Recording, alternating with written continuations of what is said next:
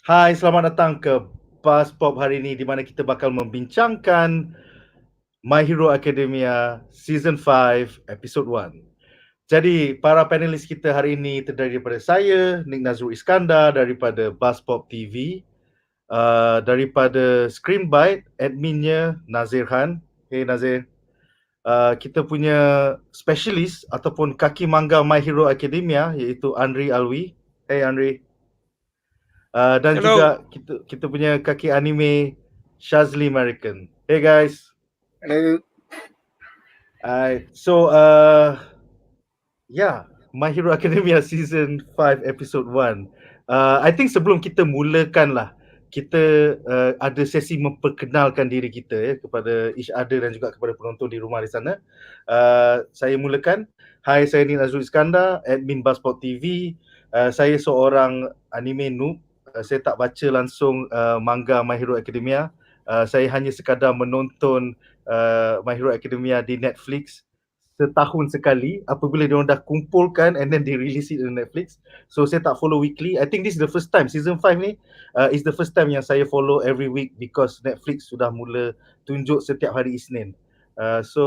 Nazir, kita mulakan dengan Nazir. Apakah pengalaman kau dengan franchise My Hero Academia sebelum ni? Hi Nick, hi Nazir here. Actually aku pun kira still baru jugalah dalam My Hero Academia ni. Bukanlah nak kata hardcore manga reader juga. I mean I used to manga in Naruto but now aku memang more into anime. As for now memang aku follow season to season and right now season 5 dia start with the flashback and some we can see the progress with the student in UA, which is for me is quite good actually. I think I talk more than that, so I will give to my next guest. Cool. Seterusnya member terbaru kita Andri Alwi. What's your previous experience dengan My Hero Academia, if you can share it with the audience?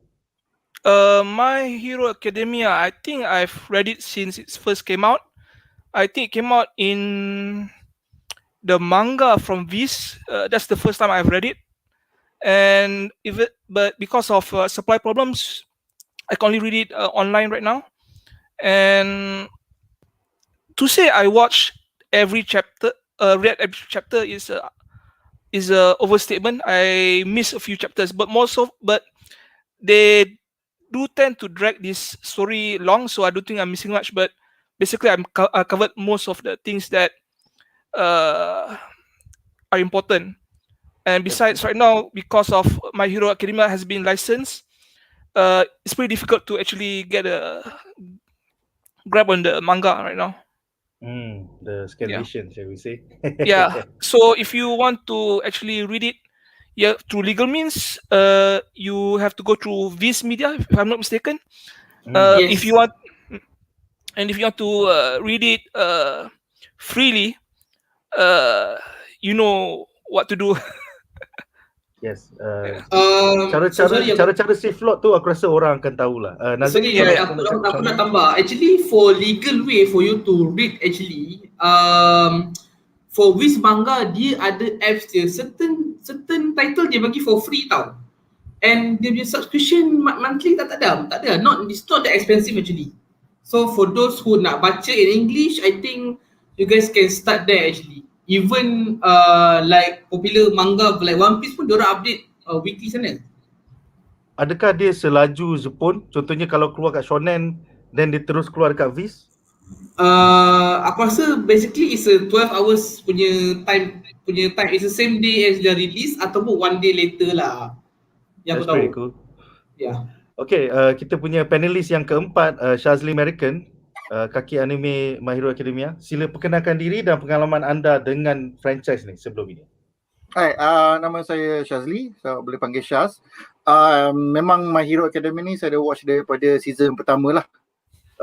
Around episode 4 kalau tak silap. Then I got to know ada anime ni sebab saya tak keep track of anime very close. Tapi the moment keluar and I dah tengok dia punya first few episodes ni kan, memang saya ikut quite religiously lah kalau nak katakan. Manga memang tak baca. So bila kita tak baca manga ni kan, fansite semua saya tak pergi. Sebab kalau tidak nanti kan Mama ni dah pukul Mama tu, and then after dia sebenarnya lalu tu jadi kawan, lepas tu kawan lalu tu gaduh balik dan like, Spoiler. I tak boleh lah kena spoiler macam tu. Okay, So okay guys. memang since day one movie pun dah a few times, so it's quite interesting lah. Nice. Okay guys, so kita akan memulakan segmen kita yang pertama. So untuk penonton di rumah, antara keempat-empat panelis ni hanya Andri seorang saja yang membaca manga dan tahu kesemua spoilers. Fungsi ataupun coverage kita orang di Buzzport TV ni, kalau boleh kita tak mau uncover spoilers daripada manga, so kita akan cover the anime series from week to week. Tapi Andri akan comment on the things as it happens and compare it with the manga. Okay, dengan itu kita mulakan segmen kita yang pertama malam ini ya.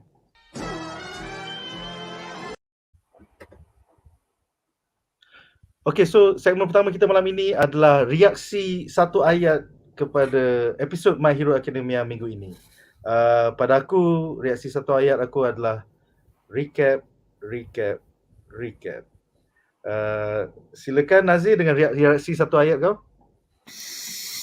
Filler bro, it's a filler episode lah. It's a filler episode for sure lah. Okay. Andri, your thoughts about this week's episode? I think I mentioned this earlier. I think it's a puff episode. It's just like Nazir said, it's a filler episode. It's just full of puff. Cool. Shaz?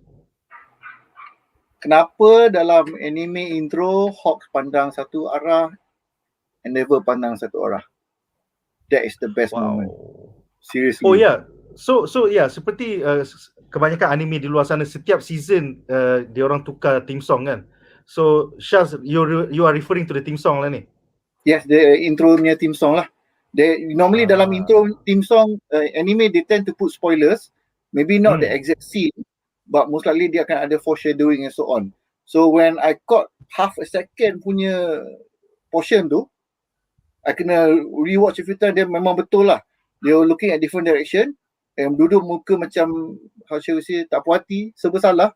Macam dia orang nak berpisah. Is it foreshadowing or not? I don't know. Maybe dia orang break up ke? Maybe Andri boleh bagi tahu dia orang secretly in love ke, ataupun dia orang ada affair ke.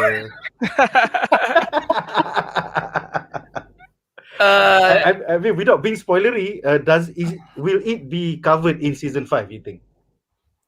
I believe it will be covered in season 5, but not exactly what you probably expected. So I think it is going to be a nice surprise for you to watch it until the end of the season. Usually in My Hero Academia, they split the season into two cores basically, the first core and the second core.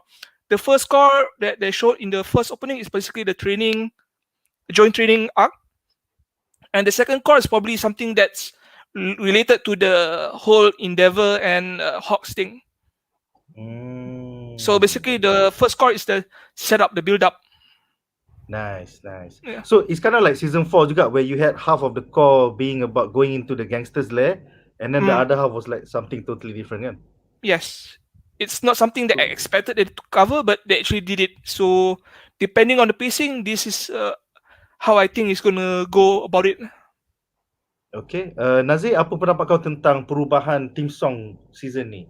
Dan apakah implikasinya kepada season 5? Well, I think something gonna happen antara Hawk dengan Endeavor for sure lah.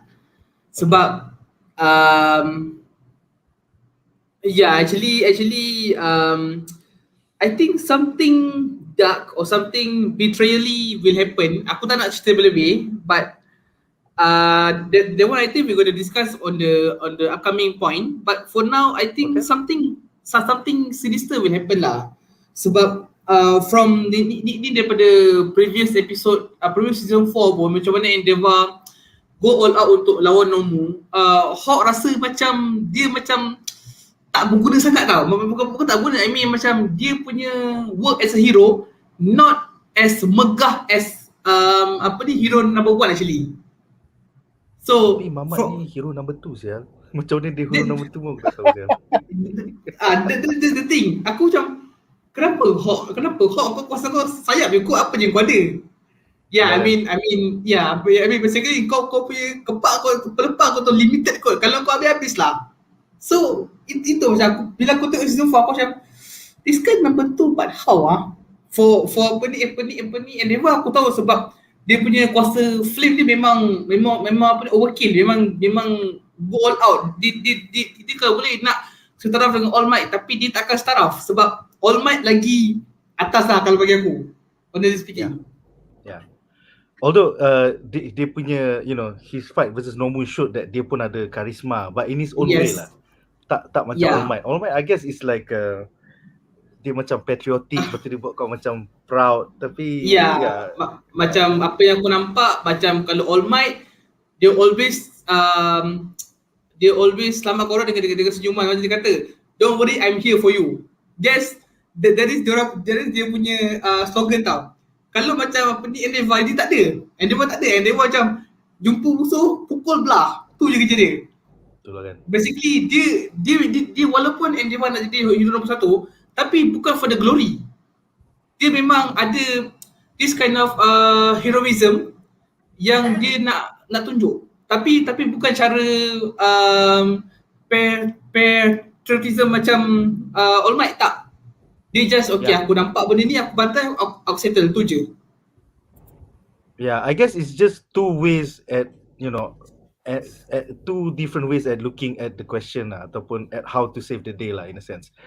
So sekarang kita ada beberapa komen daripada penonton di rumah yang aku akan bacakan.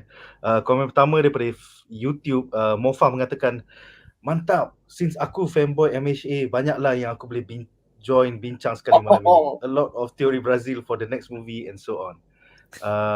Next dia menambah, and nak tanya panel Buzz Pop ada yang tak baca manga kan, sebab nak jaga tak nak kasih spoiler. So don't worry guys, kita punya coverage hanyalah kepada anime, kita takkan cover the manga. So it will not be as spoilery as pembaca manga would be. Although Andri membaca manga, dia akan make sure yang kita tak terlepas spoiler, ataupun maybe dia akan ketawa tengok teori-teori Brazil kita yang tak berpijak di bumi nyata. No promises. No promises. Daripada YouTube, Razman berkata, bang, One Piece bang. One Piece kita kena cari kaki-kaki yang layan One Piece pasal dah berpuluh-puluh tahun Weh, dah dekat 900 lebih kau nak, kalau nak start sekarang aku rasa banyak benda kita kena recap kot. Daripada no promises. Dan daripada first year pergi ke daripada old world pergi ke new world, weh, banyak benda. Sekarang pula tengah sekarang paling famous New School, which is one of the biggest publication in the world of One Piece dekat dalam anime tu. Dia bagi tahu one of the revolution leader, aka Sabo dah mati. Padahal belum confirm lagi tau. It's haven't been confirmed yet. Wow. So sekarang ni benda ni is a big thing lah. Actually in manga dan anime pun dah kira being exposed. So sekarang banyak flashback adventure Goldie Roger dengan siapa Mamat tu one of the tak silap aku dia dia samurai daripada aku lupa lah dia nama sial lah, aku lupa dah. But actually there's so many things in One Piece. Fan One Piece pasal dah ada banyak sangat benda. So maybe kalau aku jumpa kaki-kaki One Piece, aku mungkin akan cover lah. But for now kita akan cover My Hero Academia. Jadi the next comment daripada YouTube, Ikuan Adli mengatakan episod 1 filler sahaja. Ya, seperti yang dikatakan oleh Nazir dan juga Andri Ashraf Muhammad mengatakan episod 1 bosan sikit sebab explain setiap orang punya quirk. Pada aku ini normal kan? Benda tu bagus sebab tahu kenapa? Sebab dia tahu kita dah lama tertinggal. Dia explain balik. Actually aku pun dah lupa. Okay, ni siapa punya quote, apa walaupun aku ingat yang pop kepala utama je. But still I think it's a good explanation lah. Sangat good actually.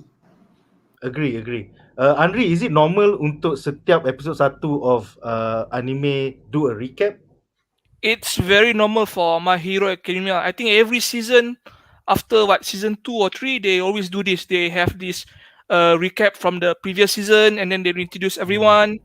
And this episode, they actually showed the teamwork dynamics of the joint training thing. So if you watch My Hero Academia season 6, it's probably going to be the same thing for the first episode. Nice. Can be expected. Yeah. Shaz, you were saying before this, kau kata kau ada teori kenapa this one was extra explaining things. Silakan. Okay, dia extra explaining ni sebab partly dia orang, one of the big push or item for this season is dia orang akan ada training or battle antara 1A dengan 1B. Mhm. So that is one of the major things. So the filler tu, not only is it a way of reintroduction of everybody punya nama and dia punya abilities and so on. For example, I pun dah tak ingat dah nama si mamat yang cabut kepala tu, nama hero dia Grape Juice. Pineta. But I cuma ingat power dia je. Most of the characters I Yes. ingat power, tapi hero name semua tu tak ingat. But yang penting is, sekali dengan dia punya flashback episode tu kan, it is both to feel as a reminder to semua kita orang. And I suspect sebab gap antara season pertama dengan current season ni is several years. So mungkin ada fans baru dekat Japan yang baru nak tengok for the first time. Macam yourself lah kan, it's memang full new fans sejak daripada movie kan. Yeah. So it is both flashback of their own abilities and juga as a setup for the actual inilah dia punya big plot point untuk season ni. Cool. Kita ada komen seterusnya daripada penonton kita di rumah, Ian Wayan, yang selalu mengatakan Buzzpop selalu mengetengahkan noobs yang tak menonton anime ataupun membaca manga. So thanks for the komentar, Ian. So dalam komen ni Ian mengatakan theme song ada spoiler untuk chapter terbaru. Tunjuk karakter yang patut keluar lepas next few season. Korang ada perasan tak dalam theme song tu karakter baru yang sepatutnya keluar untuk future seasons? Andri, do you wanna cover this a bit? Betul ke? I don't recall any new characters during the intro because I don't actually pay much attention to the intros because like Shazzy mentioned, intros they do show some spoilers but not too much. It's basically a hinting of what's things to come basically. If you're talking about new characters coming in the next future seasons, it's probably a soft intro. They probably just show that guy appear like making a cameo and then just take off until they appear for next season. Not a big issue actually. From dari segi anime, has characters from class 1B been featured before? I can't remember the last 4 seasons. Okay, they actually appeared during the mountain training up. Okay. And even the villains yang baru muncul for this episode, they also make a appearance actually long time ago when Shiragaki was assembling the first group of villains, Himiko Toga and all those people that they meet gather at the bar for the first time. Yeah. Dabi was actually introduced during around that time. So that was Dabi's first appearance? No, this was not his first appearance. He has actually fought in the anime before. One season or 2 seasons back, he fought with Eraser Sensei during the mountain training arc, if I'm not mistaken. Nice. He was there. Kena kejar Netflix. Yes, betul. Kalau dekat Netflix, ya. Betul. Dabi first appearance dekat yang mountain tu dengan yang apa, Muscular Man tu. If not mistaken. He appeared there to fight, but he first appeared in the anime at the bar scene where they were talking about staying, joining and stuff during the first meeting of the League of Villains. League of Villains, nice. Cool. Komen yang seterusnya adalah daripada Razman mengatakan yang Deku yang sekarang bukan Deku yang dulu. I guess in the past 5 seasons Deku dah banyak grown up kan. Sekarang dia dah like master his power a bit as we saw in season 4. So I look forward to more evolution for Deku, and even trailer daripada movie yang patut keluar tahun ni pun dah keluar where he turns out to become vigilante. I guess we will discuss that in the segmen yang kita yang seterusnya.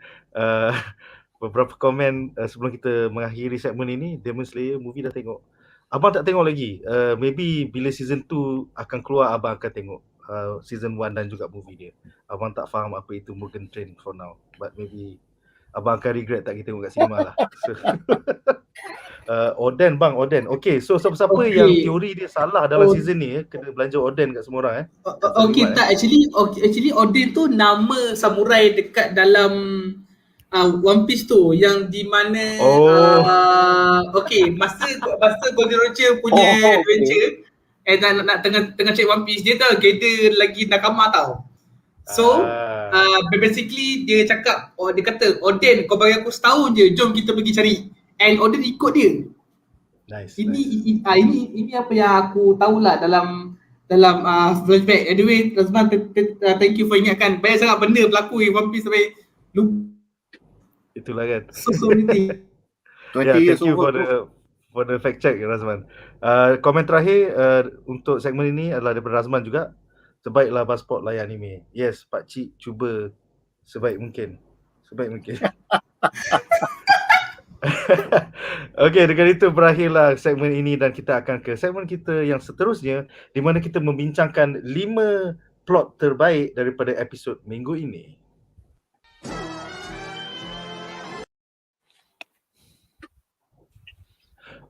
Okay, so kita punya top 5 plot pertama adalah recap antara Endeavor and Hawk versus Nomu. So dalam sini kita nampak yang classmates Deku bercerita tentang what happened last season, and then Todoroki walks in. Lepas tu classmate dia tanya, are you not proud of your father now? And then kita nampak macam tak adalah dia macam marah sangat, nampak macam he is slowly accepting his father lah. So apa pendapat korang tentang this plot point? Do you think Todoroki is now finally open? Sorry, apa dia, Syaz? Saya nak cover this one sebab saya suka this part. Okay, silakan Syaz, silakan. Yeah. Okay, so memang one of the things yang I really enjoy pasal My Hero Academia ni, and most animes lah, is that character development dia is very consistent. Kalau contohnya since kita dah masuk ke One Piece sikit kan, Mama Usopp tu sampai bila-bila lah dia tak boleh potong kapal.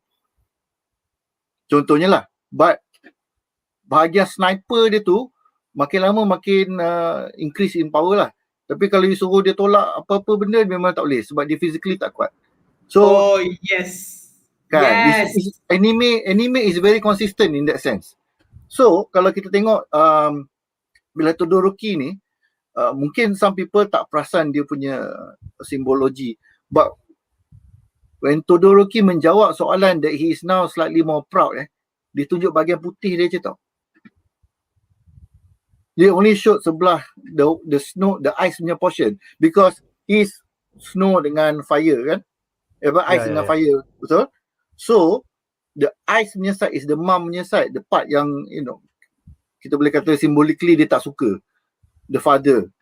So when you show from camera angle daripada sini, menunjukkan cuma putih saja kan, it shows that he is beginning to accept his father, because mungkin dia tak boleh forgive 100% because the pain he went through is real kan. It's not, bukannya benda tu tak berlaku, memang dia kena belasah and so on, but he's beginning to realize. Adakah hati Todoroki mula cair dan lebur terhadap please Endeavor? bro, please look. Please lah. Aduh, Nick, kita dah sama Momo ni, jangan buat lawak macam ni. Aduh. But yeah, I think you're right lah, because his heart is very cold. Kalau kita tengok daripada season 1, memang dia macam like, korang ni siapa? I'm on the best. But over time he begin to respect that even though you're not the best, you are part of a team, especially the fight dekat antara dia dengan Deku, where Deku actually forced him to use all the strength that he had yang Todoroki ada pada masa tu. Yes. Yeah, dekat apa It's so- sport event. Yes. So slowly but surely he is evolving as a character daripada orang yang hati beku, but it's now he's beginning to accept that yes, I cannot do anything about the fire half of me, but there's nothing wrong with me using it as a hero.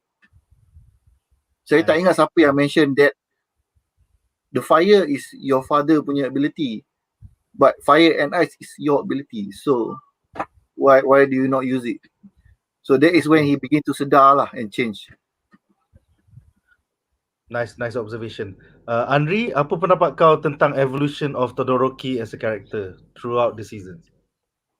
Okay, the character development for Todoroki has been stellar, basically, because it's a slow burn from here even until now, until chapter 307.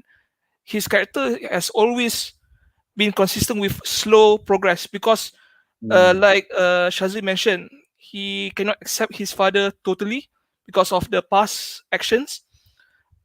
And he basically cannot forgive him ever, but he has learned to accept it for what it is lah. And just to add some points, his interactions with people is basically the awkwardness. If you notice, whenever he interacts with his classmates, it's always awkward, sometimes to a comedic effect, like he doesn't know what to say. That's because all this time he has been pushing people because he was being alienated by his father since a young age. He was not a son of Endeavor. He was a weapon for Endeavor because he has the two traits, fire and ice. Wow. So we see his progression emotionally as he reacts to his father, but also to other people and the world. He doesn't know anything at this point how to interact with people. So him actually being proud of Endeavor is as alien to him as learning how to fly, basically. Wow. Yeah. Compared to his other siblings that we saw in season 4, is he the only one that is a mix of fire and ice? He's the only one who has the power of both fire and ice. So far. Okay. So far in the anime, yeah. Macam Okay, foreshadowing. so far in the anime. Okay, that's Yeah. a very political I don't want to answer. spoil anything. I'm doing my best here. Cool. Nazir, apa pendapat kau tentang recap Endeavor and Hawk versus Nomu ni? Okay, it's a good fight. But for the Todoroki, aku rasa dia nak maafkan ayah dia tu memang aku rasa will take a long time. Walaupun consistently the character is growing sebab macam kita tahu pasal Endeavor jugalah mak Todoroki masuk ke mental asylum. Tak silap aku. Yeah.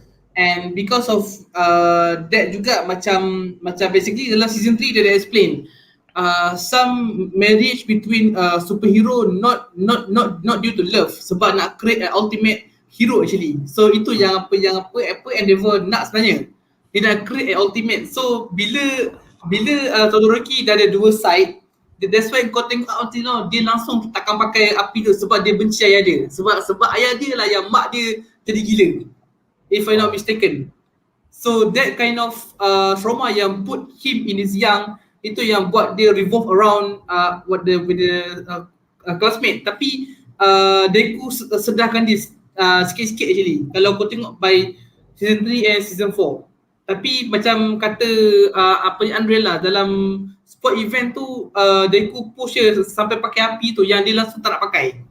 Apa yang dia tengok macam anak aku pakai juga rupanya kuasa aku, which is for me is quite iconic sebab all of the time dia hanya pakai ice saja. Kalau kau tengok dalam mission ke apa ke, everything was ice actually most of the time. So I think the character growing was quite nice actually. It's quite good. So just tunggu how it goes for this whole season lah actually. How the growing actually. That's cool. And bila kau cakap tentang marriage not by love tu, wow, tu dah macam eugenics tu. Tu mengingatkan aku kepada Harry Potter lah pula kan, dengan takut kau dapat mud blood, so kau terpaksa kahwin wizard dengan witch. Aku macam, bang. Reminds me of Bellatrix Lestrange, but yeah, that's a whole other thing. So kita ada beberapa komen daripada penonton di rumah ya.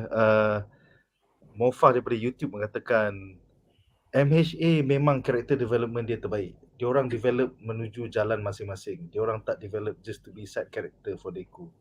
Yeah, actually Yang ni aku aku agree. setuju, betul. Yeah. Even kau tengok karakter yang bodoh macam apa, yang Benedetta pun boleh shine juga lagi-lagi dalam season 3 or 4 masa dia lepas apa Mount Lady tu, benda yang paling dia lemah kot. Mount Lady tu dia boleh lepas macam tu je. Bagi aku dia something was very cool actually. Macam walaupun karakter kecil tapi dapat shine actually. Yes, setiap orang ada karakter arc dia, which is quite interesting for anime manga. Mofa juga menambah ya. Oh, ni adalah satu joke ya. So dia kata ada teka-teki ya, lawak tentang Todoroki. Kalau rambut dia terbelah dua, bagaimana pula bulu-bulu dia di bahagian yang lain? Okay, siapa ada teori Brazil ya? Siapa ada teori Brazil tentang how Todoroki does the carpet match the drapes? Apa pendapat kau, Nazir? Saya ada teori Brazil. Okay, silakan Syaz, ya. Jawapannya senang, dia shave je. Oh, sial lah. He's clean bro, smooth criminal. Buruk. Okay, I guess dengan itu berakhirlah segmen kita yang ini dan kita dah tak ada komen dah. I think that was the last comment. Kita akan ke segmen tapi kita. I nak tambah sikit boleh? Boleh. Ya. Okay, sebab macam Endeavour and Hawk versus Nomu ni, it highlights two important story points sebenarnya. Satu is Nomu sudah evolve. So as far as dari segi anime tu, kita tak nampak lagi how the next generation of Nomu macam ni, they can think at a higher level was created. So kita just nampak end product je, proses tak nampak lagi.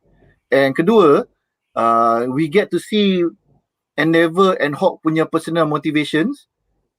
Partly Endeavour is because memang driven to beat All Might, but at some point, saya tak ingat season berapa, mungkin the last season lah kot, the previous one, he acknowledged that he cannot be All Might. So even after becoming number one, he is trying to fill in All Might in his shoes, but he is trying to differentiate himself. So Hawk ni pula, kalau I tak silap, dia dah memang minat kepada Endeavour macam fan tau, macam fan, super fan. Because the heroes have been around for quite a while. Endeavour ni pun dah bapa orang, 40 tahun kot. It's quite old lah. So Hawk grew up seeing Endeavour, and Hawk punya observation of Endeavour is that Endeavour is the only one who berani untuk try to, bukan nak kata topplekan tu macam Game of Thrones, try to overcome plus ultra against All Might. Yang lain semua hero macam okay, All Might is number one, kita ambil satu nombor dua.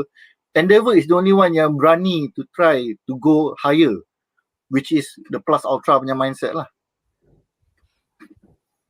Andri, what do you feel is the motivation for Endeavour before becoming hero number one and now being hero number one?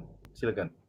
Okay, Endeavour has always wanted to defeat All Might, but with All Might out of the picture, his drive died out, because now he knows he can never beat All Might because All Might is depleted in terms of power. So it's his ambition has been remain incomplete.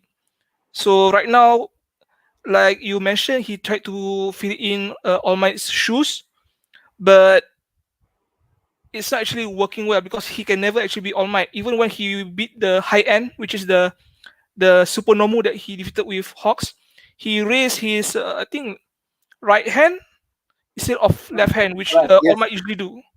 And he actually commented, All Might usually lift the other hand. I failed 0-0.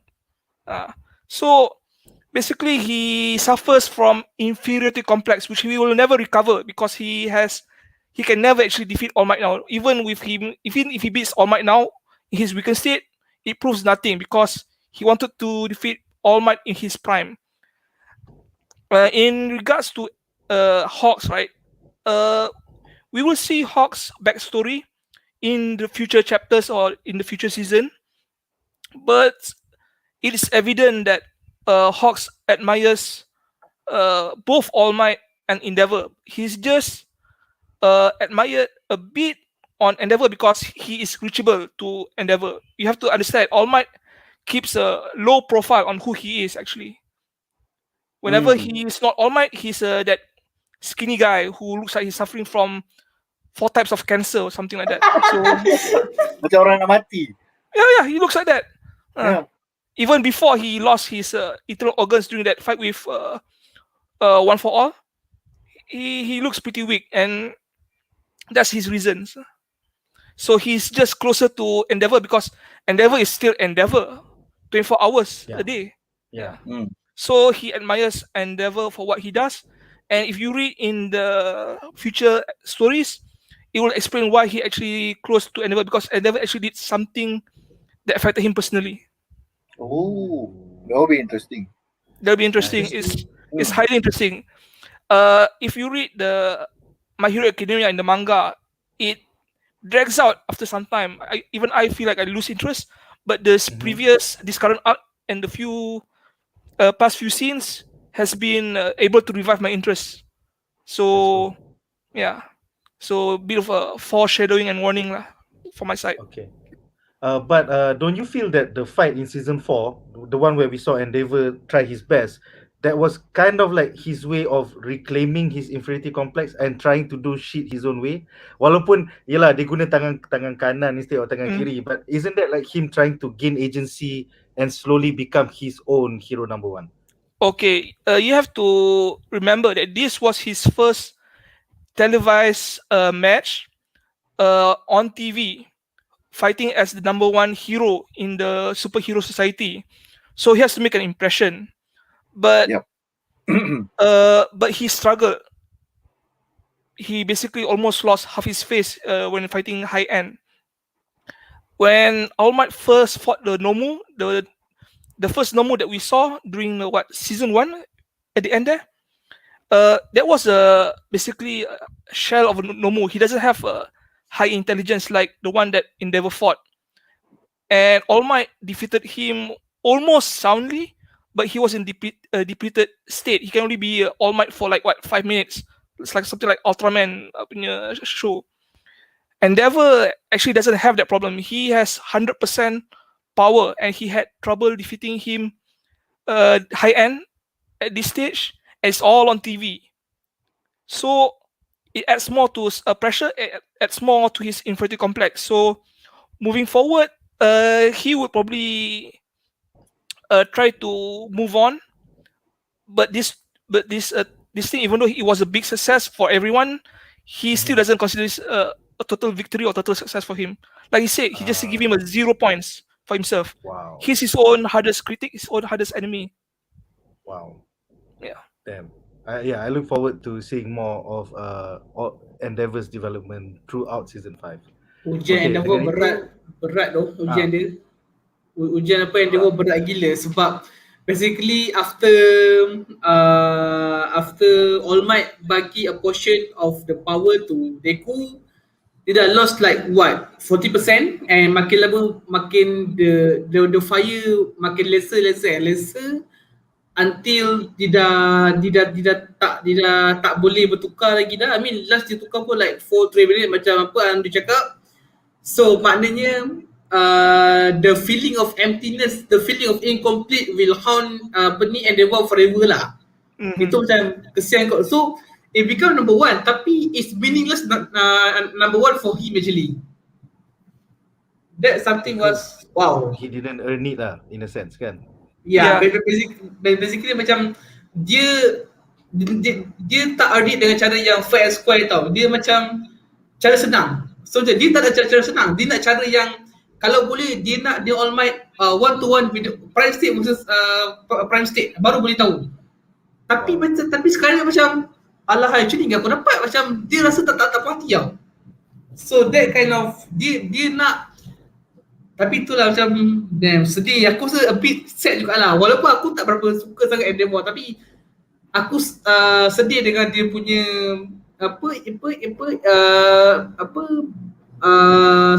dia punya mental state dia yang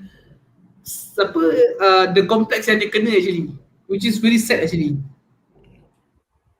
Yeah, I hope it will be covered more in season 5 nanti. Dengan itu berakhirlah segmen ini dan kita akan ke segmen kita yang seterusnya.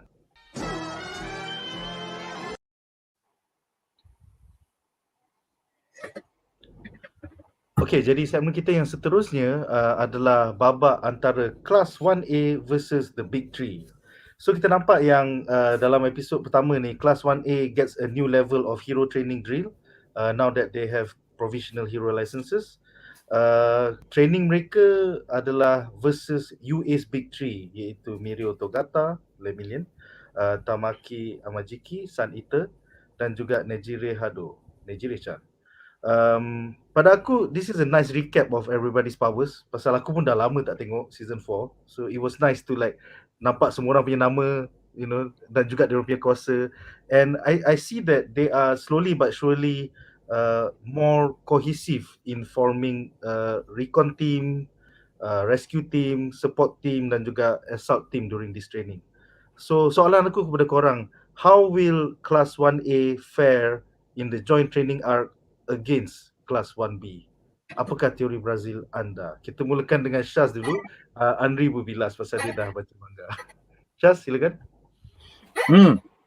Actually yang class 1A versus big 3 ni, kalau dia tak ada training tu pun macam I don't think it will make a difference because Mirio has no power to use, and then the other two pun didn't really play their villain roles very well. Kalau kita were being objective lah, satu tu dah selalu macam like aku takut, aku nak balik, kenapa aku tak balik. Amajiki ya. Lepas tu when the star of the show show up, terus member panic. Tengok muka dia pun terus panic. Wah, lepas tu tobat. Hado was the only one. Bakugo lah. Maksud kau Bakugo lah. Bakugo, yeah. Sebab they call him the star of the show, tapi itu dia punya pose lah kan. Yang penyokong setia dia. But if you look at it from a pure combat perspective, I would rate actually Bakugo capable of beating at least two of them in a solid fight. Tapi mungkin dia kalah dengan Mirio sebab Mirio pun sama bijak. Yes. But anyway, dari segi training tu, I don't think the actual training antara 1A dengan Big 3 will make a difference. It's more of a trying to show as a setup lah. Macam yang I mentioned earlier tadi, it's a setup that, okay, 1A is now better prepared dari segi dia punya experience and how shall we put it, dia punya organisation lah. Yang tu kita nampak lah. Against class 1B, I'm sorry to say, I think 1A akan menang.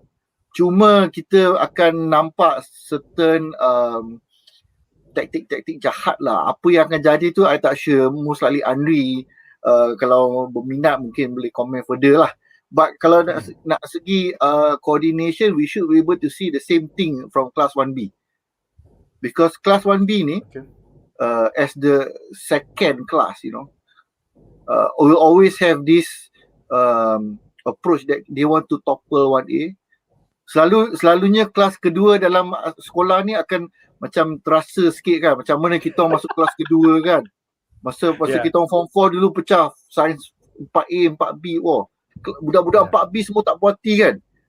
Padahal it's just sebenarnya nama je kan. But in My Hero Academia ni 1A and 1B is actually based on your score. On your hero punya score. Didn't you feel during the training Nejire Hado was the one giving her all, walaupun Amajiki tak nak gaduh sangat and like Mirio buat hal sendiri. Which is quite interesting when Hado was giving her all, but she was surprised by one of the 1A punya students lah yang tiba-tiba ada reflection of light. So that has never been showed before in any anime punya episode. Kalau manga I'm not sure. But dari segi anime memang tak pernah tunjuk lah. And all the time she has always been the infiltrator punya character to take an active role against Hado ni is quite surprising lah. It was the first time dia guna power and As we know, kalau dalam superhero punya fight ni, hidden powers are the ones that will be able to turn the tide. Yeah. I saw there was a lot of nice tag teams of powers dalam this training. Anri, what do you feel about the training sequence? The training sequence. Okay, the training sequence, I can't recall this thing happening in the manga. And watching the anime, I think the training with the big three, I think is a waste of time for everyone involved in that particular group. No one was giving 100%. The only person who's giving 100% was probably Bakugo. Hado, it seems like she was trying to give her full strength there, but she was actually holding back because she doesn't want to kill anyone or hurt anyone. Same with Deku, same with Amajiki. He said he wants to Deku to take him seriously, but he was the first person to actually oh, I want to go back home. So Yeah. how can you tell Deku to get serious if you just want to forfeit before the thing even started? So Betul. So basically, I was actually Bakugo in the episode. I was like, what the hell are you all doing here? They actually toppled a building, destroyed half a bridge, and Yeah. no one's taking it seriously. Yeah. Cool. Nazir, apa pendapat kau tentang training sequence dalam episod pertama ni? Bagi aku actually this one already a handicap match lah. Sebab apa Miryu tu jadi tukang jatuh je dengan ayat dia, jatuh lagi. Kau cakap bodoh betul lah kau ni. Dengan tak yang dengan muka senyum je. Alamak, macam mana boleh jatuh ni? Macam aduh kau ni dengan muka Tintin kau boleh. Lepas tu dia berpusing-pusing dalam sungai tu macam sial. And then okay, and then lepas tu yang paling tak boleh pula apa baru cakap yang tu kita biar extra pergi dulu, kita start kena pergi sertakan apa benda utama. Aku macam ambil babu kau belakangnya kah, but yeah actually macam kalau bagi aku actually 1A boleh menang tau. Sebab apa Amajiki punya perangai kalau kau kutuk dia lagi down sebenarnya. Dia punya dia ada satu masalah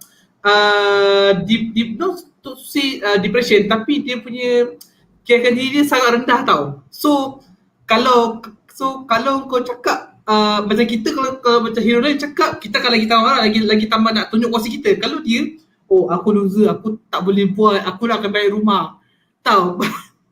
Still dia overcome jenis itu, which is quite nice actually. Walaupun still Tokata tak ada function sebenarnya dalam tu, dia just jadi barrel dalam sungai.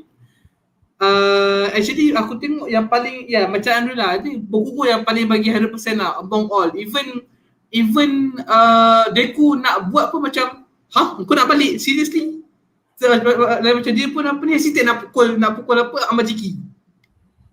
So aku rasa memang Bokugo punya dengan perangai paran dia tu memang dia nak bagi 100% tapi at the same time dia don't want to hurt anyone lah, sebab dia tahu this is just a training kan.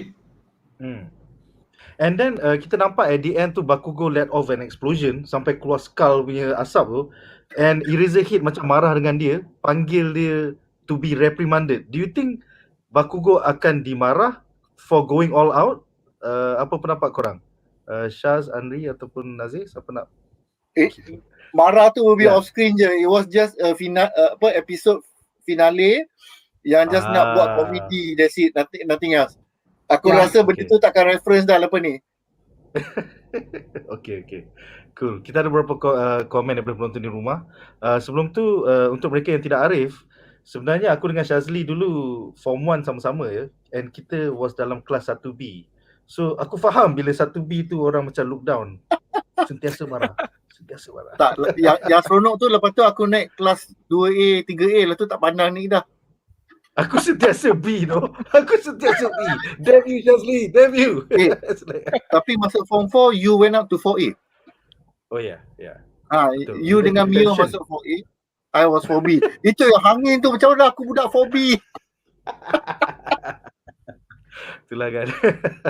Okay, komen pertama kita daripada penonton di rumah. Ayat paling lawak adalah saya sepatutnya terus balik rumah. Yes. Amajiki ni memang pak lawak. Next one. Oh, next one daripada YouTube ya.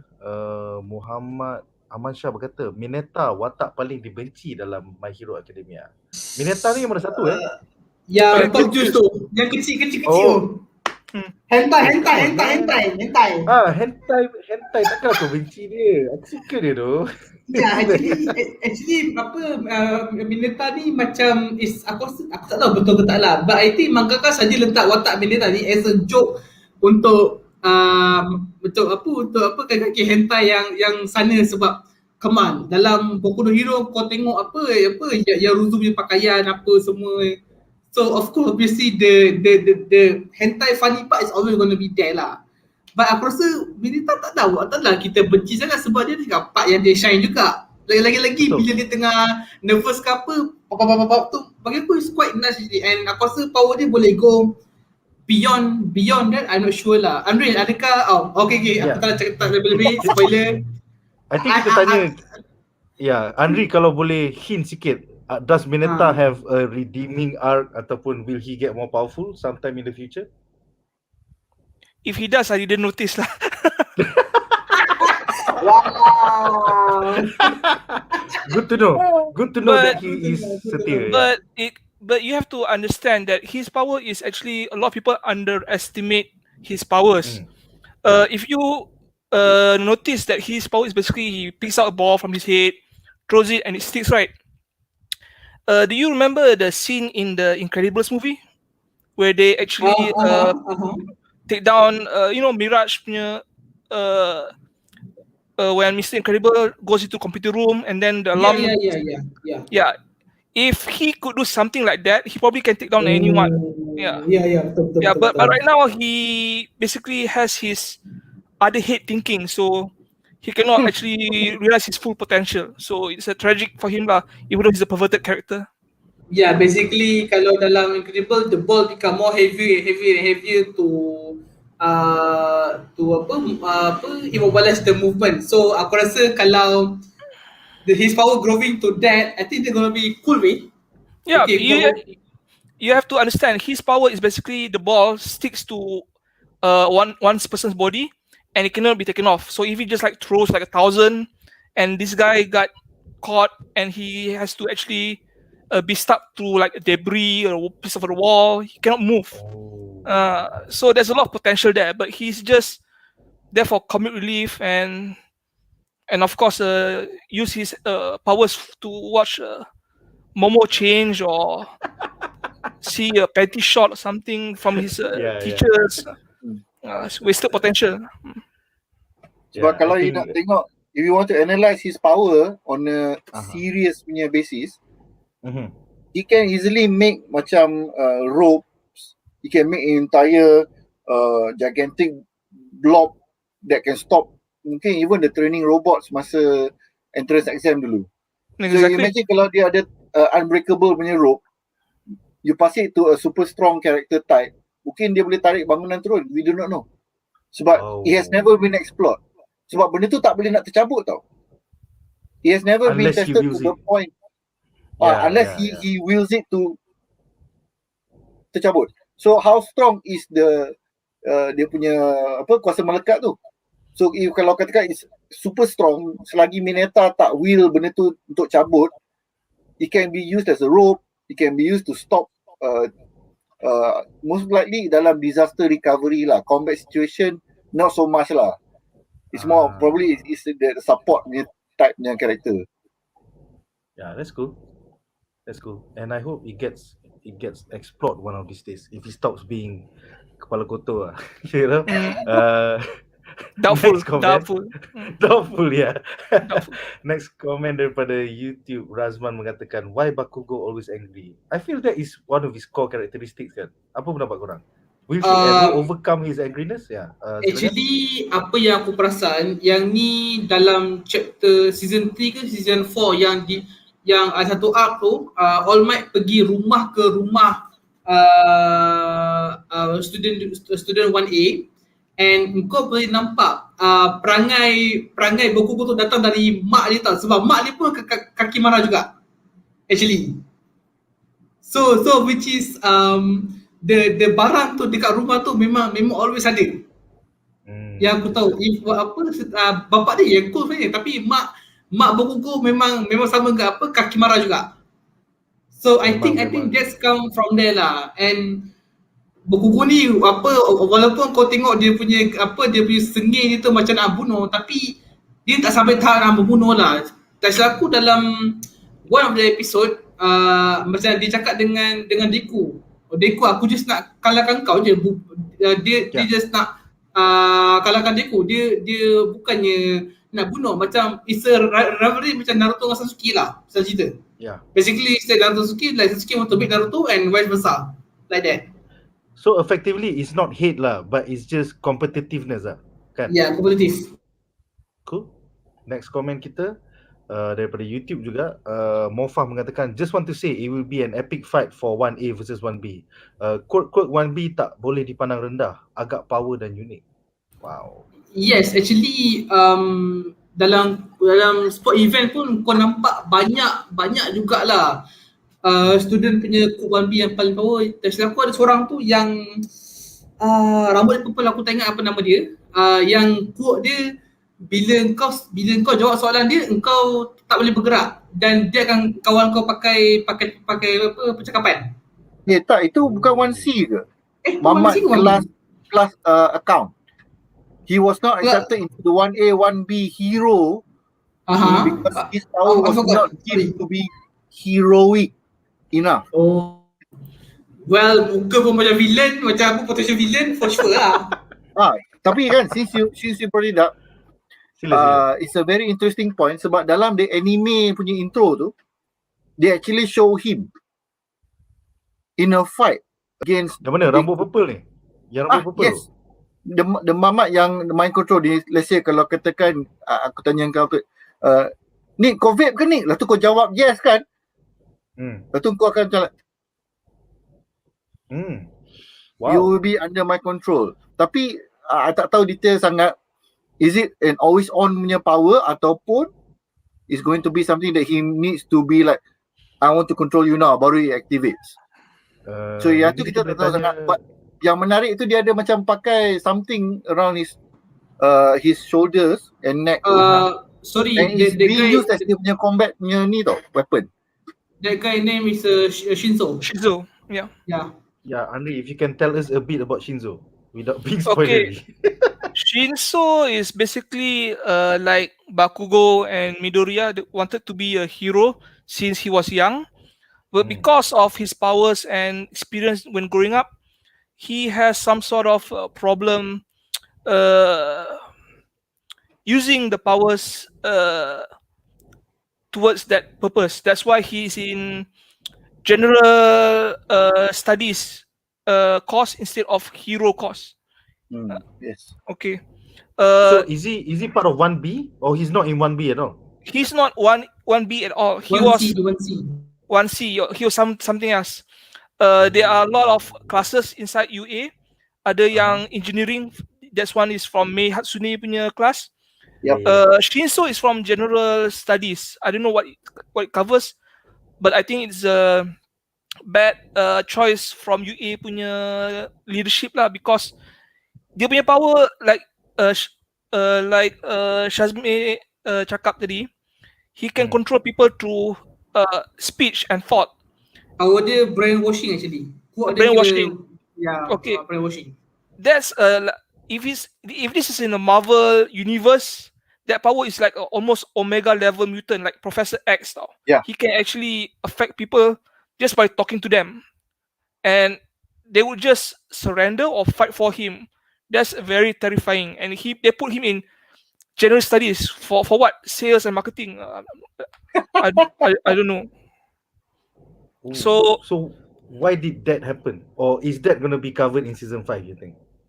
I think it happened. I think it was mentioned when he was fighting Deku during the tournament arc that he didn't actually got accepted as a hero, because I can't remember the real reason. Maybe people are afraid of him, or because he has trouble controlling it. Because once he controls a certain person, he cannot guarantee if they live or die. Because if you notice, when they were fighting in the tournament, he just asks them to step out of the ring. He doesn't want to say don't move. If he said don't move, maybe they say stop breathing. It's part of movement. So he's afraid. It has to be specific. Also, kalau tak silap Radik Mm. masa Deku lawan Shinso dalam the sports arena, sports punya arc tu, he did mention that the entrance exam to be a hero, to masuk 1A 1B ni, the hero entrance punya exam is not suitable for people like him. Sebab you tengok betul-betul is combat oriented or rescue oriented. Yeah. And the villains that was used in the training and test entrance exam are all robots. Not a single one will listen to him. Correct. Yeah, it kind of makes sense. So, Kalau if it's not for his vocal punya ability, dia nak buat apa? Dia is just a regular human je. Dia tak ada actual heroic abilities. Yeah, but it's very disturbing tau, because he doesn't need to be the brawn. He is the brains. You see? Betul, which is why there rises the spin-off. Have we discussed about this? Yang Vigilante tu belum boleh? Kalau nak discuss sekarang pun boleh? Tak, sebab I tak ikut benda tu, sebab that one is more on the manga punya side. But basically, from what I understand lah, that My Hero Academia is a very small portion of the world. So dah ada spin-off katanya heroes who are not licensed and what not. A bit macam Batman jugalah. So there are probably a lot of heroes who have potential, tapi sebab tak dirasmikan by all these universities, they even have a hero provisional license, which majority of the 1A students got. So you can imagine, you actually have to be a licensed hero. Kalau tidak, you jadi hero cari sendiri lah. Yeah, that reminds me of the gentleman yang dalam season 4 tu. That was pretty. Yeah. Andri, can you talk a bit about My Hero Academia Vigilante that we were discussing before this? Okay, My Hero Academia Vigilante, it's a spin-off from My Hero Academia. It follows a set of characters. They are not featured in the main My Hero Academia story. I can't remember the characters, but they basically operate outside of the system. Basically, what they're doing is actually against the law. One of the heroes, his powers is almost the same as Deku, and then they have this one character is almost like macam a Big Daddy from what's that superhero movie yang Kick-Ass. Kick-Ass, yeah. Yeah. Another girl who has actually powers that's impressive. I can't remember the story. I just read like 1, 2, 3 issues. But to echo what Shazi said, right, a lot of these heroes who has potential to become greater heroes, they do not get chosen by the system. Stain, for example, is one good example. He basically can kill any hero. He almost killed Lida's brother, the first Ingenium, and he was considered top tier hero. And Stain power is not reliant mostly on his power to neutralize the enemy. It's basically his swordsmanship skills. So the system is flawed, and Shinso is one of the characters that basically didn't get his fair shake during the exam. Cool. And is My Hero Academia Vigilante an ongoing series ataupun has it ended already, or? It's still ongoing. At least the last time I read it, I'm like 80% certain there's going to be an anime adaptation, because I think I mentioned this a few times before the stream. The studio wants to make as much money as they can. That's why they have all these movies that basically shows the same formula over and over again. Yeah. Actually, I would love to know more actually. So I don't mind. Send us as many shows as possible. Komen kita yang seterusnya adalah daripada Ian Wayan. I think dia mengatakan letupan Cloud Skull tu reference ke anime klasik. Okay. Yeah, actually basically on 80s, 90s banyak kau nampak macam kalau ada komedi letupan skull tu is a normal thing lah yang biasa apa animator buat lah. And this one is a good reference actually. Nice. Okay, komen kita seterusnya daripada YouTube. Mofah mengatakan, dalam arc ni Mineta akan menyerlah bila part dia lawan. Nampaknya ada teori korang betul nanti. Oh, nampaknya Mofah ni juga seorang manga reader ya. No spoilers bro, no spoilers. Seterusnya dia kata, member-member Shinso selalu cakap kat dia yang dia sesuai jadi villain sebab kuasa dia lebih sesuai jadi ke arah tersebut. Yeah, do you foresee some of the UA graduates eventually becoming villains? Andri. Since episode 1, I always thought Bakugo was going to turn evil. But now it seems that he most likely will die before becoming a villain, basically. He's angry and violent, but at least he's honest about it. So I don't think he'll turn villain. Probably one of the more better etiquette characters would be turned to villain. If there's someone that I'm going to bet becomes villain, I'm going to put my money on Naval Laser. Seriously? Oi, Naval Laser tu watak paling tu kot. Yeah. He or Mineta himself. This is not confirmed. It's just my speculation. I'm just guessing here. Yeah, because they are basically so underappreciated, so useless to many others. They're probably going to reinvent themselves. Yeah. At some point, maybe even that guy cellophane tape, he could become a villain. You never know. Yeah, I think we saw that with the gentleman guy punya arc, because he was pretty shit in UA and then eventually he became a villain, even though he was a nice villain. Okay, komen kita yang terakhir bagi segmen ini juga daripada Mofa daripada YouTube. Dia mengatakan Vigilante is still ongoing. InsyaAllah akan ada anime adaptation lepas movie katanya. Nice. Okay, dengan itu berakhirlah. Apa dia? Syaz? Nak ada panel lagi ni kalau macam tu. Semestinya kalau korang free, why not? Itulah kan. Okay, dengan itu berakhirlah segmen ini dan kita ke segmen kita yang seterusnya, di mana kita akan membincangkan 3 post credit scenes yang menarik.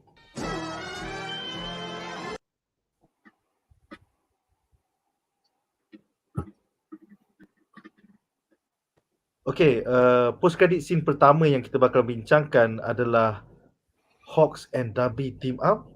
So kita nampak dalam post credit scene pertama tu number 2 hero in Japan working hand in hand with Dabi and the League of Villains. Persoalan aku kepada korang adalah without being spoilery, who is Dabi and has he featured in the anime series before this? I think dah terjawab awal tadi that he was in the initial punya meeting of the League of Villains. Soalan seterusnya, will Hawks betray Endeavor and offer him up on a plate to Dabi? Kita mulakan dengan Syaz dulu. Apa pendapat kau based on this post credit scene? Teori Brazil. Teori Brazil. I rasa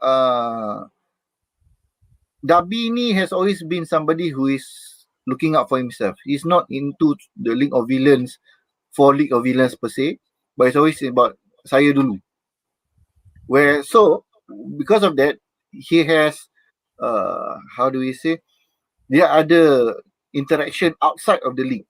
Similar macam Hawks ni, kalau kita tengok dalam movie, the most recent movie, it shows that he does his own investigation. Even he investigates hero-hero lain. So that means there is probably an overlap antara these two characters ni, antara Dabi dengan Hawks punya characters ni kan. They will have an overlapping supporting character or two. This is strictly speculation lah sebab kita tak baca manga. So most likely dia orang punya support character ni, Hawks dapat tahu and he said, I want to learn further about this League of Villains. So when is the best time to get into it lah, with backstabbing of Endeavor. Kalau kita tengok Endeavor is dekat hujung-hujung sekali kan. Dia memang terkejut lah. He didn't expect this to happen. Lepas tu dia dekat hospital. So adakah there's going to be a fight? Henry probably dah tahulah, but kita orang kena tunggu untuk this week punya episode lah. I suspect is all a ploy so that Hawks boleh infiltrate dalam dia punya Dabi punya network. And the part yang I paling believe that Hawks is still going to be a hero is he put dia punya sword dekat Dabi or whatever something at Dabi punya throat, dia punya preview tu. So that means I will work with you but kau jangan belasah endeavour sangat dia hero aku, you know, that kind of thing. So macam like there is a mutual gain dalam, mungkin kalau katakan kita nak kata all the heroes is team putih and all the villains are team hitam, these two might be partially grey. So there is a reason for them to work together. Sebab itu dia macam tak puas hati, kau janganlah belasah dia teruk sangat. You know, that was just a reason to beat up and so on lah. So maksud kau, it's not really betrayal from Hawks, tapi it's like Hawks going undercover into the League of Villains, pada pendapat kau? Correct. I suspect that is the case. That he is actually setting up the supposed betrayal, okay, so that dia boleh masuk undercover into League of Villains. Menarik ni. Aku bersedia untuk dibelanja aiskrim oleh Syaz bila dia salah later in the season. Nazir, apa pendapat kau tentang this Hawks Dabi team up yang kita nampak dalam post credit scene pertama kita? Well, aku terbaca satu spoiler ni. Alamak, dengan tak sengaja, tapi aku tak nak cakap apa-apa. Ya, no sebab spoilers. No spoiler, aku respect people yang tengok. Aku pun actually benda ni depan mata kita tak perasan sebenarnya. Benda ni depan mata kita all along. It's Dabi all along. Cuma kita je yang tak perasan benda ni. Cuma since apa yang aku boleh tahu, adakah Hawks akan join team Dabi? Sebab aku tengok macam diorang ada some kind of complot tau. There's something happen in between actually. Yang adakah Dabi give some kind of deal or some kind of word yang Hawk patut tahu, yang maybe, just maybe boleh threat endeavour punya status. Okay, good question. Just a theory, I don't want answered. Yeah. Actually, aku tersalah Google Hawks and Dabi and I got some very disturbing fan art. Yeah. Oh. Yang I won't want to go into, tapi kalau korang cuba Google Hawk and Dabi, korang akan nampak some fan art yang agak pelik. So Andri, without being spoilery, what are your thoughts about this Hawk and Dabi punya story arc? Okay, I don't want to spoil anything. It's just that when people watch the interaction post-credit between Hawks and Dabi, they would, like Shazi said, maybe it's just a ploy. But all I can say now is Dabi is smarter than you think. Wow, nice. Let's keep it cryptic like that. Yeah. We saw his powers is very fearsome, but his mindset, his planning, he is not your straightforward villain that you think he is. He has thought of things in advance, and he is smarter than people to him for credit. That's what I'm saying. I think that's one of the most interesting things about My Hero Academia, because to me, aku memang from the 90s aku kaki Marvel and DC, and I find that most of the villains dalam MHA ni is something I've never seen in Marvel or DC. You know, they are not your cookie cutter black and white, you know, black versus white kind of villain. So each of them has an ideology that makes you think for a while, like, if I actually existed in a world with superheroes, I think I would be a villain too, you know. So kita ada beberapa komen daripada penonton di rumah ya. Komen pertama daripada YouTube, Fizin Azhar bertanya, saja nak tanya, agak-agak season ni akan fokus ke Dabi tak? Andri, can you fill this question? Dabi,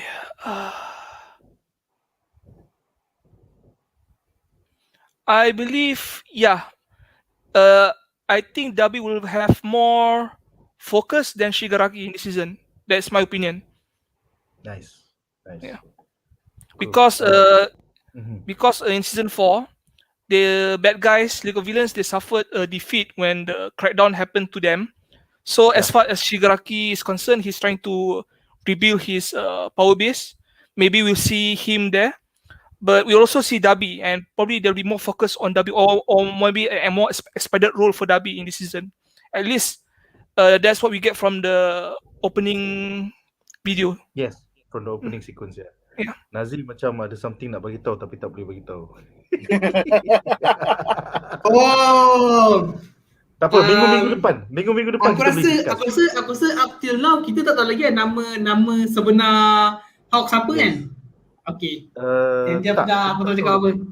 Ya, kita hanya tahu dia sebagai Hawks. Kita tak tahu dia punya street name The ataupun real street name kan? Okay. Ya. Okay, komen kita yang seterusnya daripada YouTube juga. Mofa mengatakan Dabi bijak dan jahat. Dia bukan jahat biasa-biasa. Actually betul. Actually Dabi ni dia intellectual actually.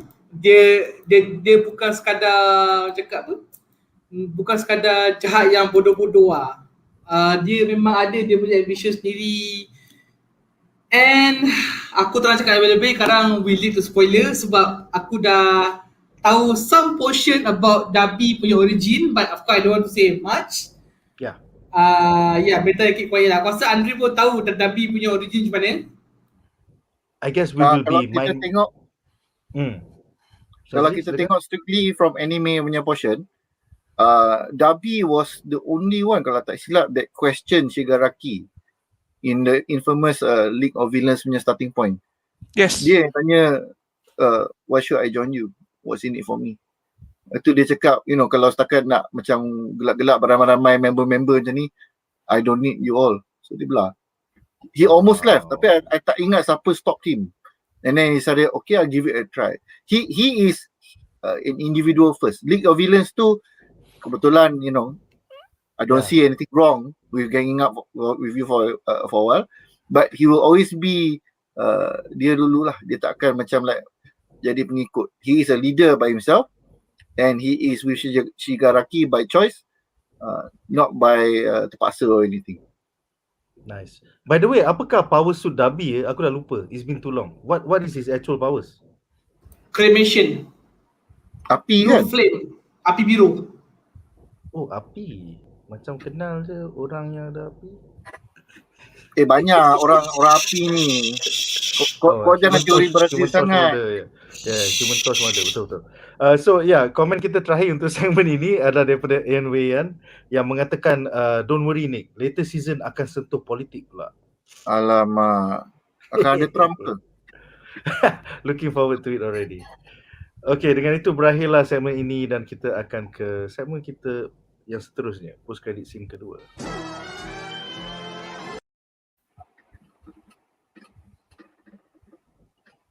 Okay, jadi post credit scene kedua kita agak unik di mana kita nampak bahawa Endeavour versus Dabi showdown will be something that will be covered in season 5.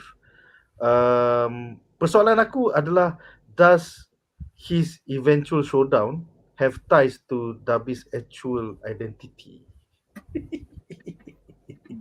Ataupun adakah ini terlalu spoilery?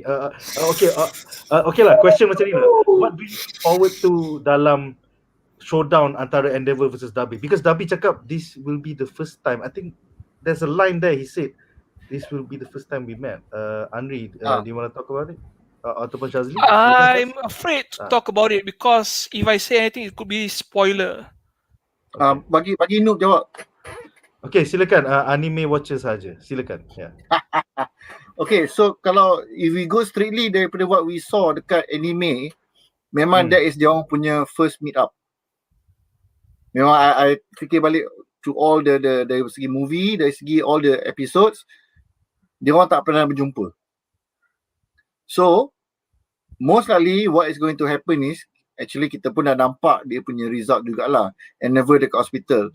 I suspect Endeavour will try to fight Dabi and Dabi will beat him. Of course, then orang akan jawab, tapi Endeavour tu dah kena belasah by Nomu kan. So is it really his full power? Mungkin he just a light damage and whatnot lah, but enough to knock him out. But also I think it's a matter of pride that Dabi views himself as a smart person. Dia tak nak associate himself dengan budak-budak bodoh. That was very obvious dalam the initial season 1. Season 1 ke season 2 punya tavern punya scene when the League of Villains was first assembled. Dia memang tengok semua ni semua budak bodoh ni. Why should I work with them? Dia memang muka menyampah tau. Macam like, ni orang gila, ini tolol. Ini pula tak berbenda dengan tangan kat muka. So like, he actually wasn't really interested at first. So now, I suspect it's the culmination of his plan, because if you can take down hero number 1, it'll be a big street cred lah orang kata. You give a lot of weight lah to your abilities, because even though you beat him masih persoalannya, who was the one that sent the high-end Nomu in season 4? Was it Dabi? If anybody can jog my memory? It was not revealed on anime. It was after the ceremony ke apa, tiba-tiba they were researching news of a Nomu on the loose in a out of town punya location, and then the Nomu show up. There was no it was meant to be, how do we put it, masa I first saw the episode antara Nomu dengan Endeavor and Hawks, it felt to me like it was like, oh okay, this is his initiation lah, nak menunjukkan dia, I am the current hero number 1. I didn't expect him to be beaten that badly tau. So we were literally jadi macam budak-budak. Kalau you tengok dalam the news bulletin report tu kan, ada budak-budak macam panik lah, mampu lah kita. Aku pun panik juga tau, like takkanlah Mamat ni, you know, baru sekali first as number 1 and then he's going to lose kan. Just sedih gila. I mean, I know that some people memang tak suka dia for his past, but he is the hero number 1. If the new hero number 1 just lost macam tu, villains are going to have a good time. Yeah, definitely. So, kalau kita nak pergi ke teori Brazil, Hawks dan Dabi know that Nomu is going to show up there. Oh dang. So it was like a pincer trap. It was a trap. So it's simple. Kalau Endeavor mati, Dabi punya plans move forward without a hitch. Kalau Endeavor tak mati, he gets to get street cred number 1.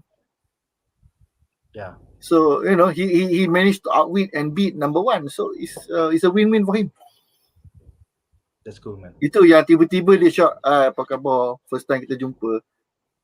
Because he's always working in the shadows, Endeavor is always in the front. Yeah. Memang selalu in the open lah. Betul.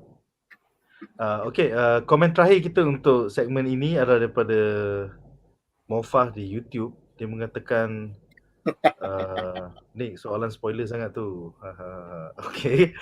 Dan juga dia menambah, tapi satu benda yang aku kagum pasal MHA is how they explain quirk setiap orang. Kuasa dia bukan macam tiba-tiba tak ada side effect ke apa-apa. Macam contoh cara dia explain quirk Mirio sangat detail. It's that's the interesting thing that I find different daripada Marvel and DC.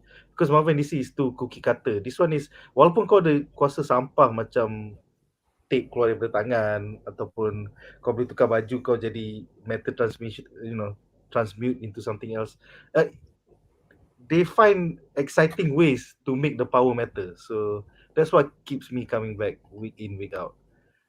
Okay, dengan itu kita akan ke babak post kredit terakhir kita untuk malam ini.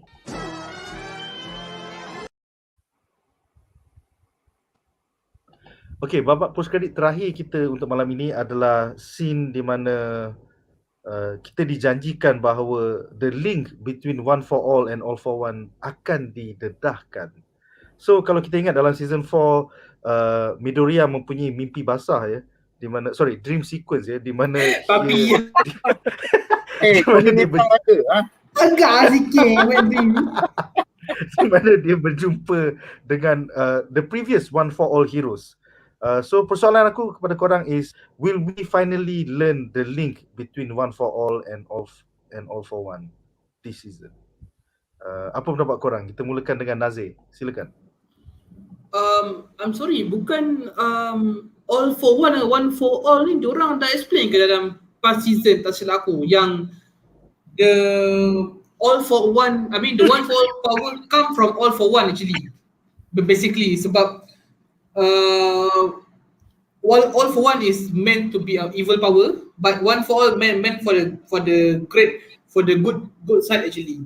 Satu memberi, satu mengambil, if I not mistaken. But for the link aku tak berapa pastilah sebab I think this is the second time that Deku will see the past user, sebab dalam sport event pun nampak the vision dalam the vision itself yang tolong dia sedarkan That dia. was the first time, right? That was dalam Yes, sports event tu, yes. that was the first time kita nampak. That was the first time. I think this one gonna be a second time maybe. So I was thinking what gonna be, maybe gonna be more explanation like how it happened, why it happened. I think for now kita pun tak dapat lagi fully explanation between all for one and one for all punya power, right? So I think it's gonna be more lah actually. Syaz, apa pendapat kau tentang this linkage? Was it explained the last time? On the anime itself, they have explanation whereby all for one punya power, dia akan ambil orang punya. So that is true. And he took a power from somebody else and bagi to his brother. So I suspect what happened was masa the transfer of power to his brother yang kononnya tak ada quirk, it somehow created the current one for all punya quirk punya ability, which is apart from the fact that it can transfer, because kan dia bonded dengan all for one punya overall power secara tak langsung kan. Nah, aku bagi kau satu quirk, so kau tak ada alasan lah kan, as my brother to have zero quirk kan. So the ability for that to be transferred to the next person has bonded to that power that he gave to his quirkless brother. The quirkless punya brother, I rasa, is the ability to membangkitkan your latent quirk. This is teori Brazil lah, of course, because we have no evidence of this as shown on the anime. Kalau manga kita tak tahu, but kalau kita tengok every person that has gotten the power has, how do we put it, dia telah menonjolkan kebolehan dia secara melebih-lebih tau. Kalau you tengok dalam the movie, bila Bakugo got the power, dia punya power explosion just went like very very crazy lah towards the finale. You remember that scene kan? Yeah, basically one for all ni dia dialog untuk 11 for whatever the current quote yang kau ada actually. So by that logic kan, kalau you tengok, why is it that All Might has a muscle form punya strength that is shown to be ridiculously over the top, but how he can muscle form by himself even with zero quirk power? Dia bila buang tu mutar darah sikit kan, itu dia jadi human balik. So the one for all punya ability, aku rasa ia membangkitkan hidden ability or talent, which is why one for all show up dalam Deku as the ability to create lightning and speed. And in other users pun kita tengok, kalau you tengok even in the overlay yang letak ni kan, ada they have other powers yang ada api and so on. And why I believe that it is augmentation punya type of quirk that can be transferred kepada orang-orang, is that he was looking at Mirio, kalau tak silap, as one of the candidates. Yes. Mirio, right? Yes. So Night Eye, yeah, sorry if I interject. Actually Night Eye ingat bagi Night Eye, actually Mirio is the prime candidate to the one to get the one for all quote actually sepatutnya. Tapi thing happen, All Might pass down dekat Deku. Sebab tak silap aku previous before All Might pun All Might pun tak ada quote sebenarnya, setahu aku. He also doesn't have any quote. So basically masa zaman Grand Totorido muda dengan aku tak sure siapa the previous user, the one for all. Tapi tu ya perempuan. That lady lah tu yang on screen sekarang ni. That lady. Basically dia cikgu pada All Might. Dia kira mentor pada All Might yang buat All Might practice to go muscle apa semua, seperti mana korang All Might ajar pada Deku untuk get the muscle in order your body to adapt the one for all actually. So Betul. basically it's passed down gen by gen, if I'm not mistaken lah. So Okay. kalau kita tengok way back dalam season 1 punya training, the training montage is to show that as far as All Might was concerned, dia bukan intellectual sangat mengenai one for all punya quirk ni. He knows that it can be passed over. He knows it puts a heavy strain on the user. That is why he was building up Deku to be stronger, not because he wants another muscle form hero, but because he knows the strain that this quirk will put on him. And that is kalau we can accept the movie punya transfer of power to Bakugo and so on, memang you tengok his power increase a lot lah dari segi api tu. And kita tengok, kalau you tengok even from the screen, the endingnya screen ni, each of the heroes tu power dia berbeza-beza. Yeah. If I'm not mistaken, memang there was someone else who has a fire power, which that's why I tak risau sangat that, you know, whatever teori Brazil pasal Dabi tu, kita abaikan je lah. Banyak orang api dalam dunia ni kan. So sedap betul the ais rest krim cornetto yang akan dibelanja ni. jangan cornetto bang, kita makan ni Family Mart ice cream yang pusing-pusing tu. Oh. Baik. Setakat cornetto jangan lah. Mesti lah, we are talking about anime, ice cream kena dari Jepun. Betul. But yeah, I think that was the important part, is that one for all has the ability to bangkitkan you punya ability. So unfortunately, bila all for one bagi ke orang lain, he tak boleh improve his ability further. He lost a part of himself. Tapi mungkin dia dah jadi macam Harry Potter lah. Harry Potter dengan siapa villain tu? Alamak, villain tak ingat lah. He who should not, Voldemort. There is a link tau. Oh, there the is a link. Horcrux. Oh, the Horcrux. So there is some link somehow, but from an anime standpoint tak nampak lagi lah.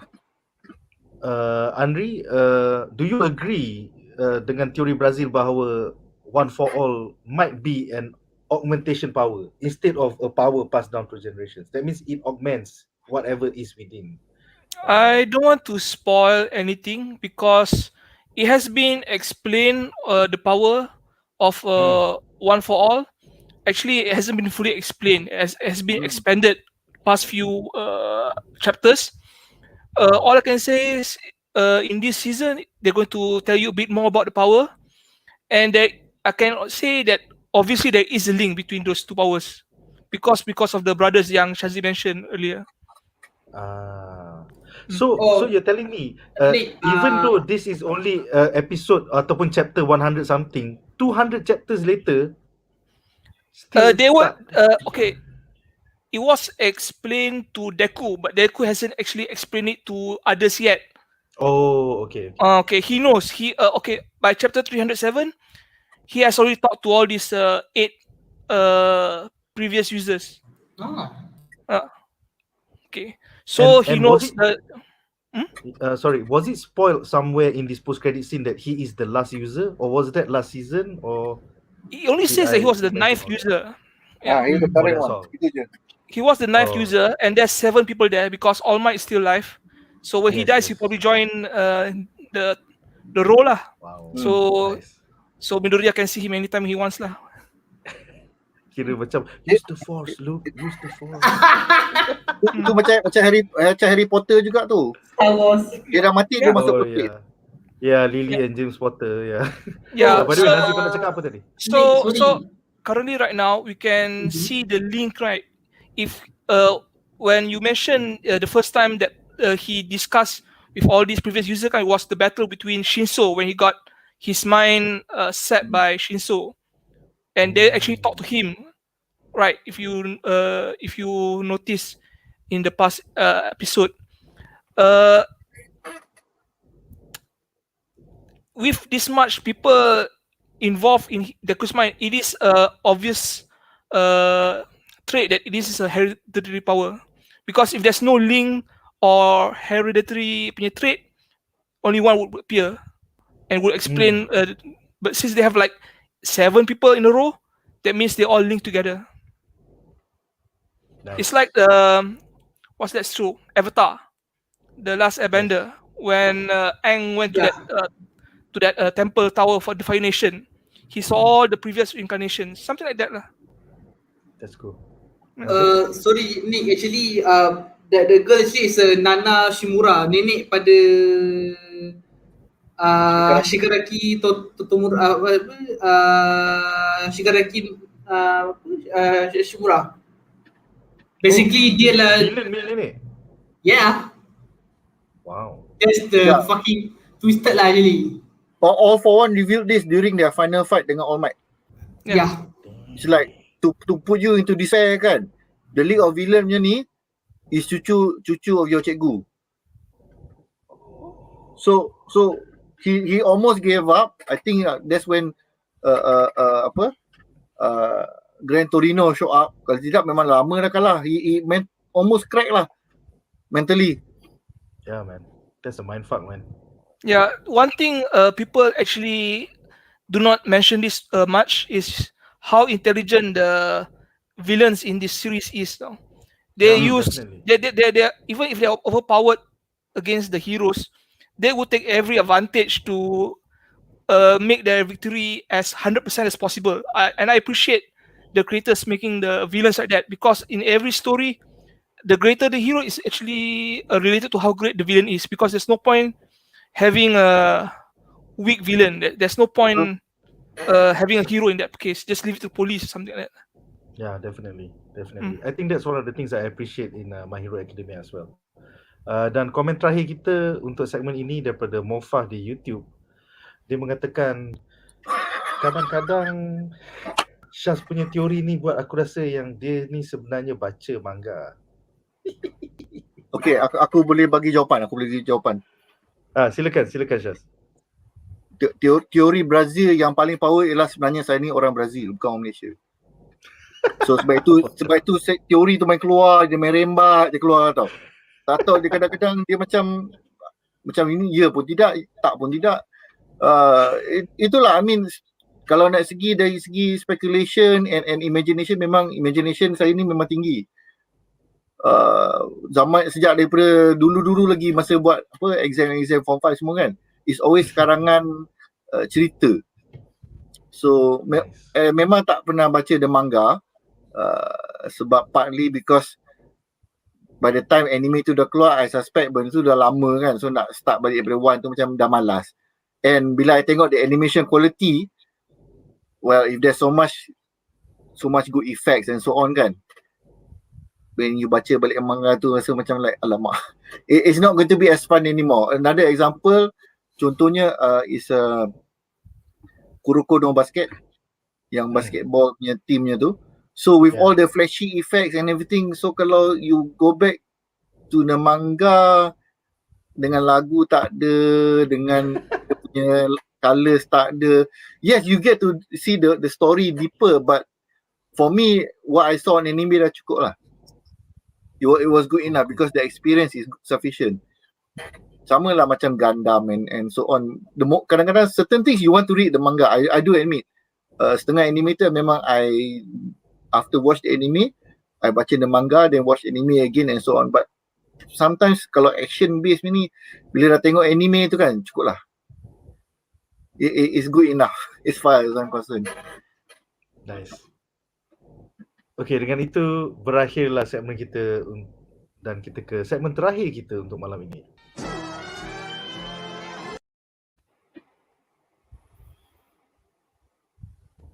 Okay, segmen terakhir kita untuk malam ini adalah harapan kami bagi episod My Hero Academia minggu depan.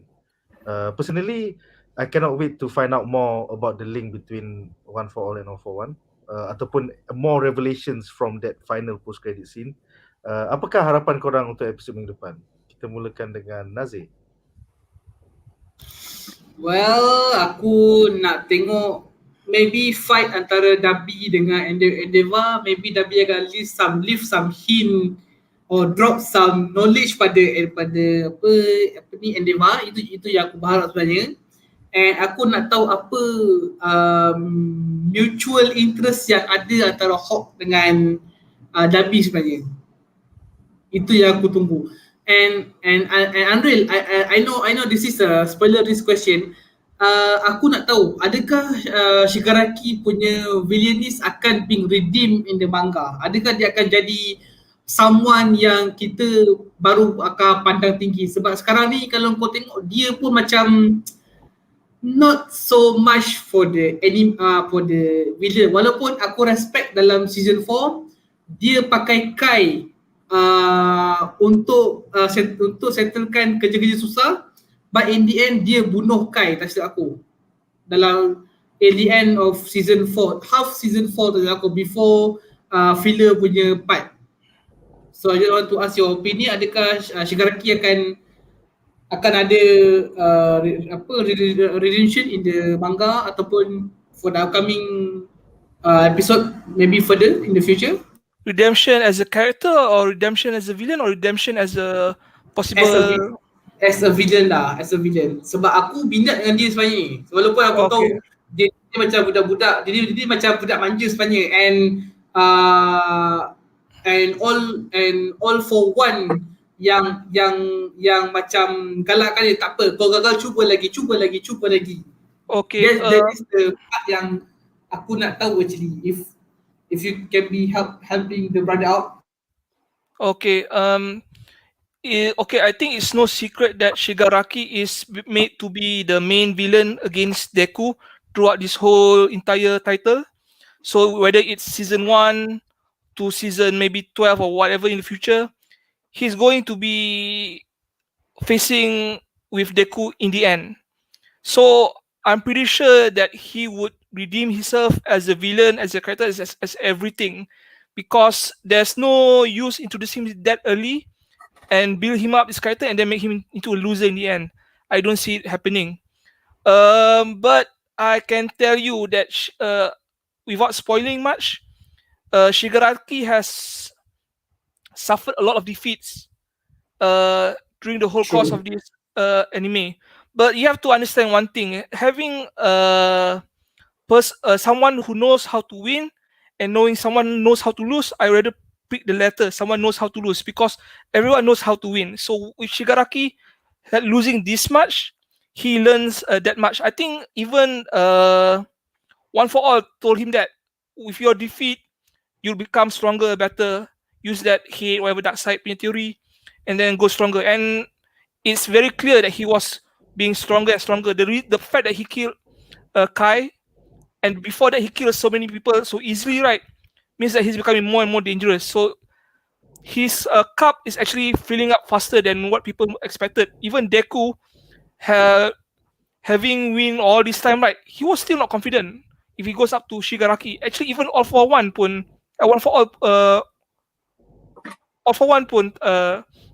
fikir dua kali lawan dengan Shigaraki, not because of the ties that he had with the nenek, but because of his potential to actually be a teacher strike himself. So don't worry about having a character to redeem himself. It's only a matter of time. He is set up to be this big bad guy in the end. He's going to face Deku and probably end up as one of his most strongest adversary, or maybe his final adversary. Maybe Deku died in the end, speculation, and what we've been hearing all the story, maybe was his like dying thoughts. You never know. The Japanese have a way of telling stories uniquely. Dang. Sebab macam in the season 4 pun kita tengok bila part Kai dengan Shigaraki bertembung pun diorang memang tak sehaluan tau. Diorang memang tak sehaluan, tapi for some reason, entah macam mana, for some fortunate reason, Kai do the work for the Shigaraki actually. That's something yang aku impressed dengan Shigaraki. Walaupun dia villain yang dah banyak kali kalah, tapi on certain part actually he's the mastermind, he's the one that pull the string actually. In a way yang if I wrong, correct me lah. So seeing him from the USJ arc, di mana dia dengan senangnya dah nampak All Might, kita balik je lah, give up je lah, macam tu, until sampai part Kai dia bunuh, dia mati sia-sia macam tu je. Bagi aku, is there something the growing that quite in the good pace actually. And of course aku also tunggu like what Shigaraki will do in this season 5, of course. And adakah dia akan lagi tambah ahli baru? Who knows? Okay. Andri, what do you hope for next week's episode? Next week episode, I'm hoping that we get more information on class 1B. Actually, that's what all I'm hoping. Class 1A has like 20 students. Class 1B, 1B probably has more or less the same amount of students. So it'll be interesting to know them. So far that we know, we only know like 4 of them from 1B. Yeah. The annoying guy yang selalu cabar class 1A. Yeah. Betul. Yeah. Betul. Kido, the girl yang kuasa macam Popeye, Miss Marvel.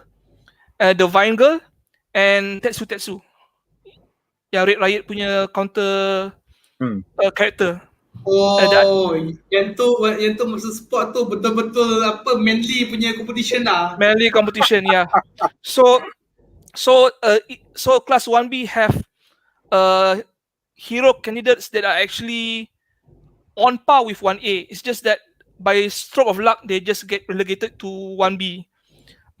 If I'm not mistaken, I think it was mentioned in the manga or the anime yang class 1B punya ketua kelas, Kido, the girl with the Miss Marvel punya power kan, tangan dia besar, penumbuk kan, Battle Fist. She's like 5 during the entry exam. She was number 5 and she went to 1B. They didn't pick up the top. Yeah, it was just by luck. It was just by stroke of luck. By stroke of luck or by selection. Maybe they want the two classes balance. Maybe if something happens to class 1A, semua mati kan. They have a 1B. Yeah, so it's balanced. Yeah. Syaz, apakah harapan kau untuk episod minggu depan? Actually, most have been covered by Andri dengan Nazir. Kalau kita tengok pun, episode 1 ni memang it feels like a filler, a recap episode, and it's a foundation punya episode lah for the next season. But actually, yang I suka your your overlay ni. Sorry. Oh yeah, overlay. Overlay. He has an image of Shinso. So tiba-tiba teori Brazil baru keluar tau. What if it's on the poster. That's the poster for season 5 by the way. Yelah that's where the teori Brazil keluar tau. So Mofa nanti dia gelak lah sebab dia dah tahu kan. But aku rasa kalau based on this poster alone, he might be the villain that 1A and 1B has to fight and defeat in dia punya training scenario punya scene ni. Because tengok gaya pun macam dia belajar cara cikgu dia berlawan kan, with all those ropes and whatnot. So it takes quite a high intelligence to do that lah. Maybe dia macam babi lah, 1A 1B, aku tak diterima. So macam dia just kacau dia punya job kan, punya cikgu saya volunteer sebagai villain. For all we know, sebab kita tengok anime je, Andri gelak sebab dia tahu role Shinso kan.